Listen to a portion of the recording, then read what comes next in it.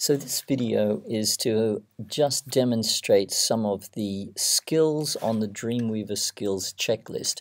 Typically in a skills test you will be given an image like this and be asked to create this image in Dreamweaver using HTML, CSS, and maybe a source image such as this salon.jpg. So the first set of skills that we're going to look at are to do with the site. Before I even open Dreamweaver, I'm going to make a new folder, My Site. And I'm going to put my salon image and anything else that I need to make my site into this folder. So this folder is the root of my site. In Dreamweaver then, I'm going to create a new site. Now that's not done, as you might think, by going File, New. No, it's done on the Files tab under Manage Sites, which we can get to here, or you'll see it here also.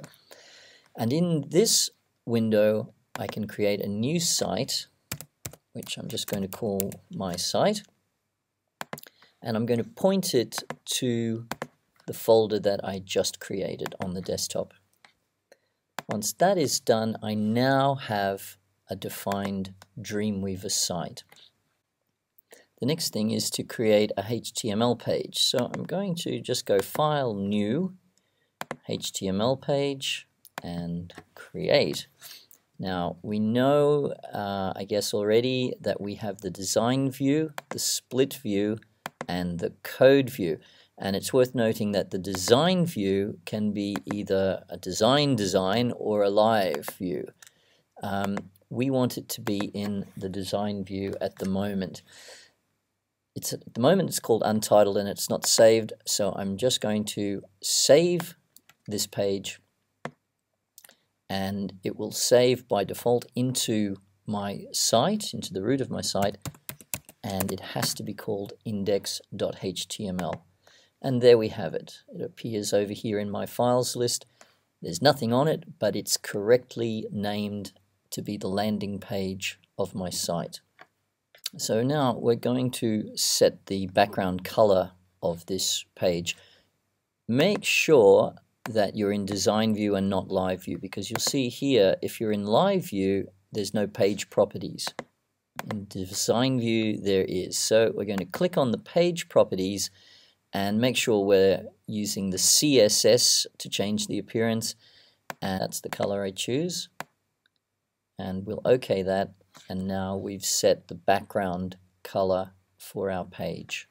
The next items on our list have to do with the container div tag, and there's a very good reason we put things into a container div tag so that they can be centered inside a browser window.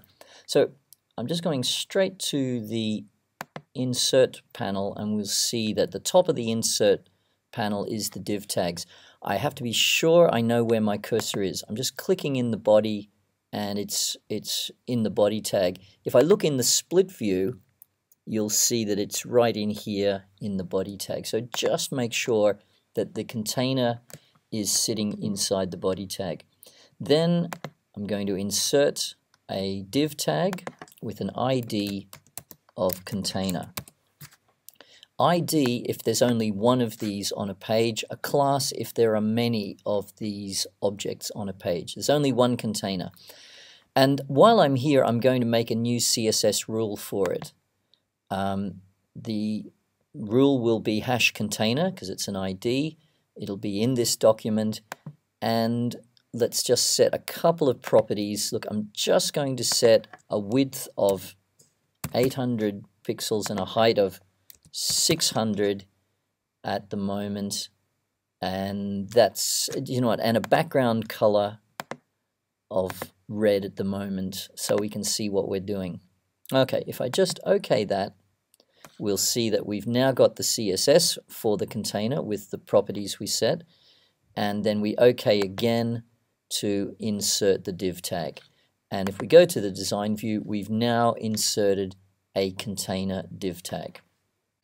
So as well as setting up some of the CSS properties for the container div tag when we created it, we're also able to use the CSS designer panel. Now we can click on the style tag here and see that we have two rules at the moment, one for the body and one for the container. We can see the same thing if we look in the split view. We can see that the body has a rule. At the moment, the only property in this rule is the background color to that gray pink.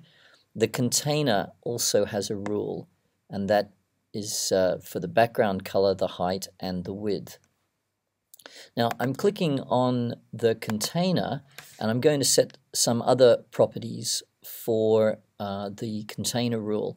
I want to set the background color, the background to have an image, which is this salon JPEG.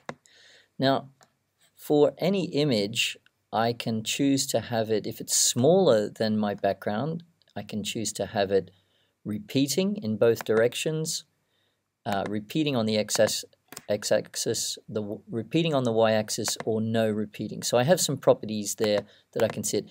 At the moment, the image is bigger than the 800 I defined for the container, so it's not going to repeat anyway. So now for probably the most important property to set for the container rule is in the layout. And in the layout, I'm just going to the margin property, and I'm going to set the margin to be 0 auto.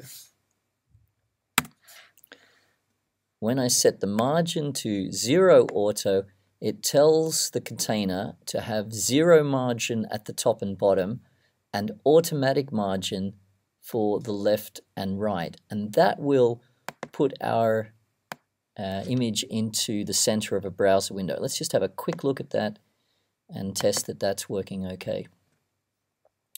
So we can see that now when I resize the browser window, the container with its background image adjusts itself to be in the center, and that's what we wanted. Let's just go back for a moment for this next part to our mock-up.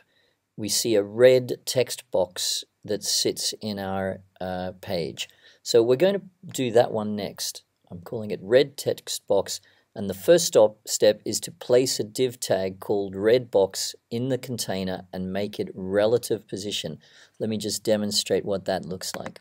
So first of all, we need to be really sure that if we're placing something inside the container, that we are inside the container. I'm checking by clicking here, and I'm also looking down here and seeing that, yep, I'm at the end of this content ID goes here, which I'm actually going to get rid of, but I'm right inside the container div tag at the moment. And I'm going to insert a div tag. I'm going to call it red box, no spaces, of course, and I'm going to make a new rule for it. At the moment, I'm going to just set some width properties. Let's make it 400 pixels wide by 200 pixels high. I can adjust that as I go. And let's make the background color to be red. And in fact, let's make sure it's RGB alpha and take the alpha down to 50% and make it 50% transparent. Okay, let's put that in. So we've got the red box CSS now, and okay again, and we've now got the red box div tag, and there it is. Of course, it's not sitting where we want it to sit, but we'll adjust that now. So I'm just going to the full view so we can see what we're doing here. I want to bring the red text box down to the location where it should sit. So I'm going into my style tag to the red box rule, and I'm going to go to the position property and set the position to relative. This means the red box will be relative to its parent, and its parent is the container. So as the container moves, the red box will also move with it. When we set the position relative, we are then able to set some pixel properties for the left and top, and so it's using these properties, these values here for the top and for the left, that allow us to set the red box where it should be, and that's about where it is in our Photoshop layout. Now let's just set some properties for this red box. First of all, the content, you might be given some content to go here. So, welcome to my salon, and then it may be that you would have some sample text that you might put in there, or you would just go to a sample text generator and grab some example text and placed it in.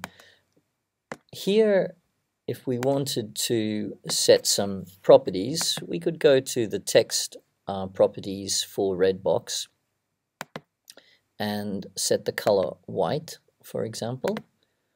We could set the font Constantia. Yeah, lovely. And then the last property that I'm going to set here is in the layout, and that's for some padding. Now we'll set the padding all the way around, and we'll set it to, say, 20 pixels to have it aligned to both sides, to have it justified, depending on what you're looking for there. Here we might tend to set that to be a heading, and so it would look something like that. So this is how we set the CSS properties for Redbox. There's one more property that I'd like to show you, and that is if we have a border, anything, for example, a round border, then we can say, okay, we want to keep all the borders rounded the same, and we want a 10 pixel rounding. Then that gives us a rounded edge of 10 pixels. Now, we don't see it in the design view. This one actually needs to be in the live view so that we can see the rounded edge. And now that I see it, I think I want a bit more rounding, so I'll go back to the design view, click on the red box and take that up to, and just check it one more time, and that's more like I had in mind. In this fourth part, we're going to make the navigation buttons. We have 4 buttons, and we're going to put them into a navigation panel so that they all sit together. The navigation panel is just like the red box. It's a div tag that sits inside the container and relative to the container. So I'll just make sure I'm sitting inside my container and not inside my red box. I'm actually going to put it here, but after the red box. So I'll go insert div, and I'm going to call it nav panel. This is the box that will hold the 4 nav buttons. I'm going to make a CSS rule for it as before, and I'm going to set some width and height properties. So I'm going to say start with 600 wide by 100 high, and let it have a background color of sort of this color so I can see it. And then I'll put the nav panel in, and so there's the nav panel at the moment. As before, we'll go into the CSS designer. Let me just go to the design view, and for the nav panel we'll set the position to be relative again, and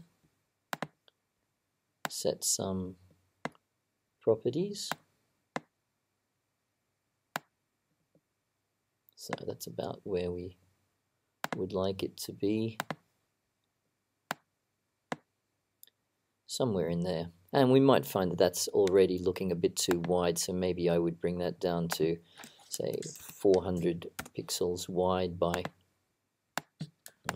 60 pixels high. Maybe is about the size that I'm really looking for. And then, yeah, then I might decide that that's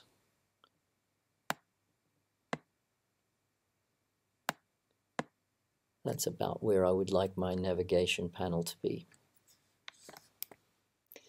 Now we make the 4 nav buttons, and what's interesting about the nav buttons, this is the first item where we want to have one rule that controls the look of all 4 buttons.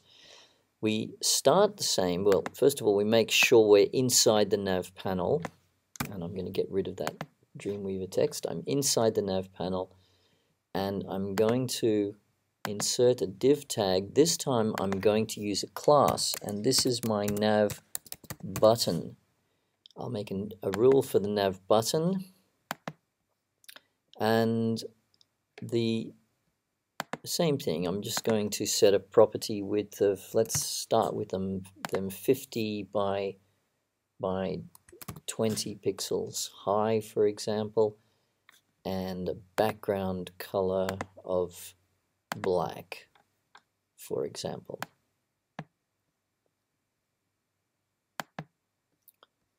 So this content goes here, and instead just put the word home, which is where I want the first button to go. Now, so there's my home button. We can't see it at the moment because the text is black on black background. So let's go to the CSS designer, to the nav button, and set the text to white.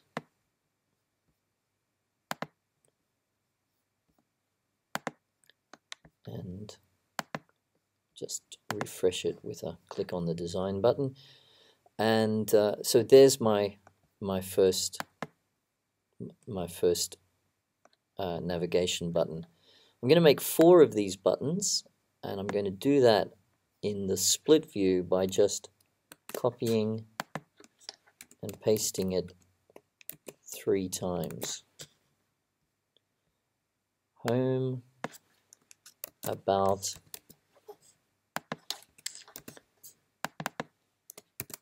gallery, and contact were my 4 pages. So if I look at that now, where we see the 4 button div tags sitting inside the nav panel. Now we see the buttons are doing what div tags do naturally to them. They go to a new line whenever we have a div tag. We don't want that for this layout. We want the buttons to sit beside each other.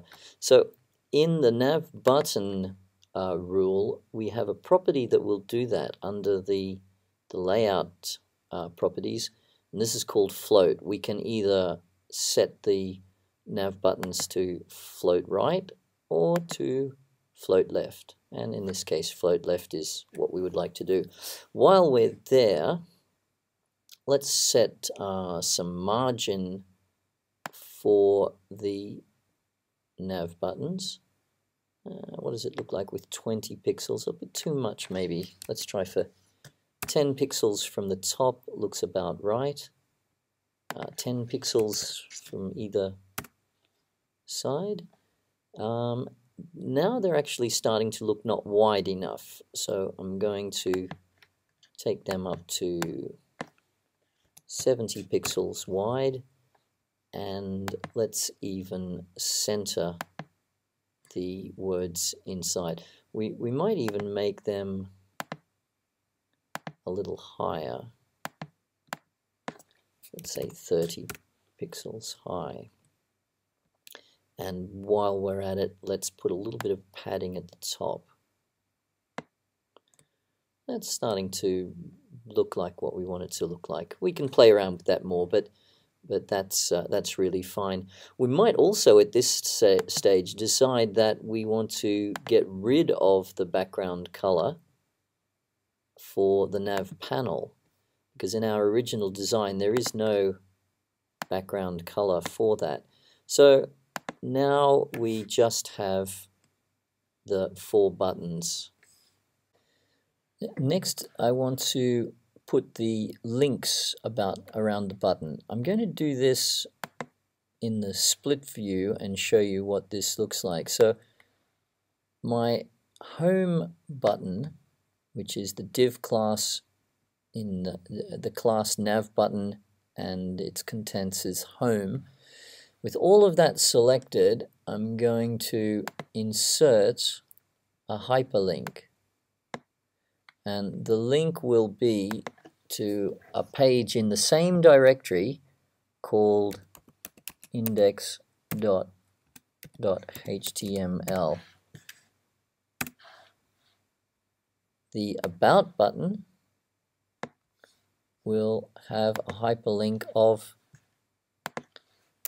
about.html. And these other two also.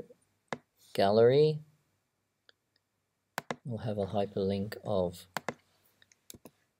gallery.html, and contact will have a link of contact.html. Now I haven't built the about, the gallery, or the contact page yet, but I will soon. And when I do build those pages, they'll use this index page like a page template, so the navigation will already be set up on those pages. So if we look at that in Safari, we'll see that we get the rollover hand, that the buttons are now recognized as buttons and clickable. But of course, if we click on the home button, then the page just reloads itself, and if we click on any of the other 3, Safari will tell us that it can't find the page, which is exactly how it should be at the moment. Now on our skills list, actually the next thing is to put the logo and the heading in, but I'm going to leave that one because I think that's something you should be able to work out yourself. Instead, I'm going on to make this my part 5, linking the CSS. Okay, so before we make the new pages, we're going to link the CSS to an external CSS page. At the moment, all of the CSS rules that we've been making are sitting in this style tag in the header of the HTML page.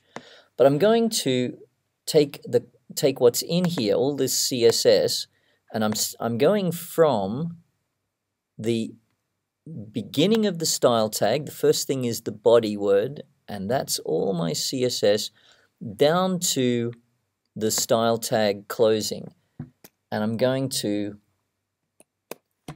cut that so it's in my memory at the moment. Then I'm going to go File, New, and create a new CSS file, and I'm going to paste it into my CSS. At the moment it's an untitled CSS file, and I'm just going to save that in my site as my style.css.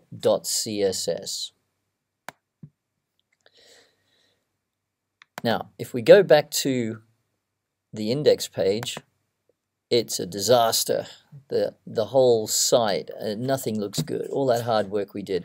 But it's okay, because we're going to go over to the CSS designer, and we're going to add, at the moment the only source is the style tag, which now has nothing in it. We're going to add another source. We're going to attach an existing CSS file.